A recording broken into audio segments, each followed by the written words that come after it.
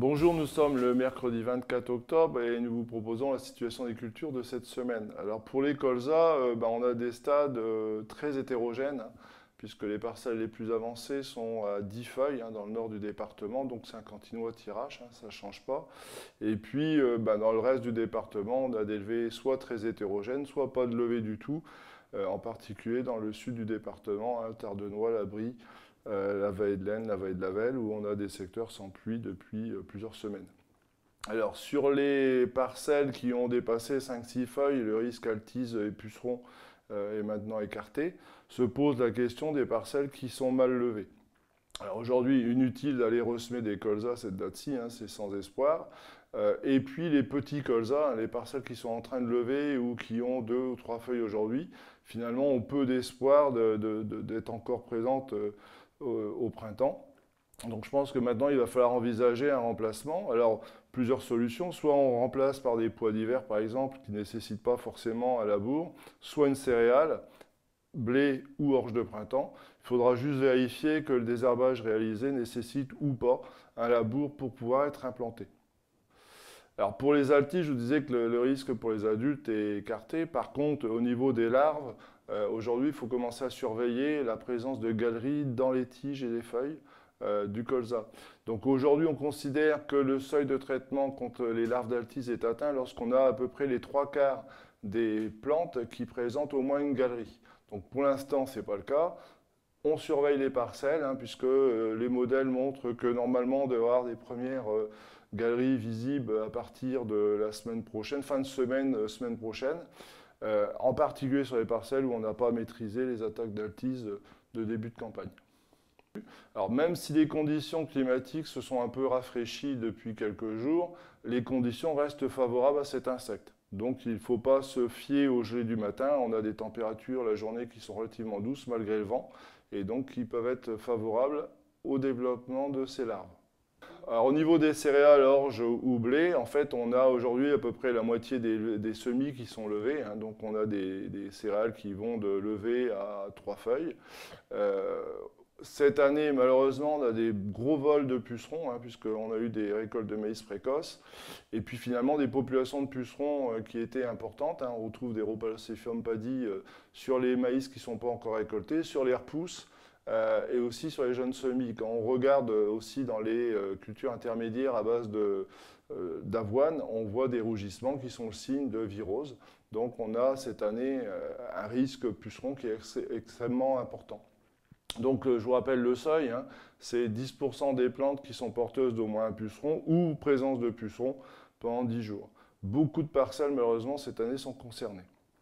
D'autre part, vu les conditions climatiques actuelles, on a des rosées assez fortes le matin, des petites pluies très fines.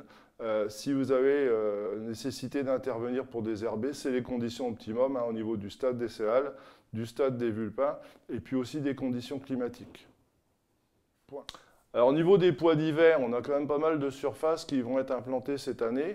Je vous rappelle que la période optimum de semis se situe entre le 1er novembre et 15 novembre dans notre région. Les conditions de sol actuellement sont quand même très favorables. Au niveau des semis, il y a une précaution à prendre, c'est la profondeur de semis. Alors à la fois par rapport au poids, on n'est pas sur des céréales, on a besoin d'être semé entre 3 et 5 cm. Et puis ça protège la graine vis-à-vis des attaques de pigeons, parce qu'on a des gros stationnements de pigeons actuellement qui vont s'abattre sur les pois dès que ça va être semé. Donc soyez vigilants par rapport à ça. Au niveau des densités de semis, on est sur des densités, sur des sols moyens limon autour de 80 graines mètre carré. Cette densité, il faudra l'augmenter dès qu'on va passer sur des sols battants, on va monter à 90, 100 graines. Et puis sur des sols de craie ou de sable, on va être entre 100 et 110 graines mètre carré. Un petit rappel aujourd'hui sur le contrôle pulvé. L'administration nous a fait part d'un certain nombre de manquements lors des contrôles qui ont été réalisés sur les exploitations. Pour rappel, le contrôle pulvé est obligatoire pour tous les pulvérisateurs, hormis les pulvérisateurs à dos.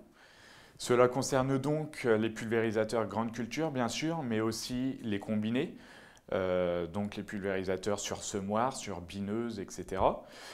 mais aussi les matériels fixes ou semi-mobiles comme les stations de semences.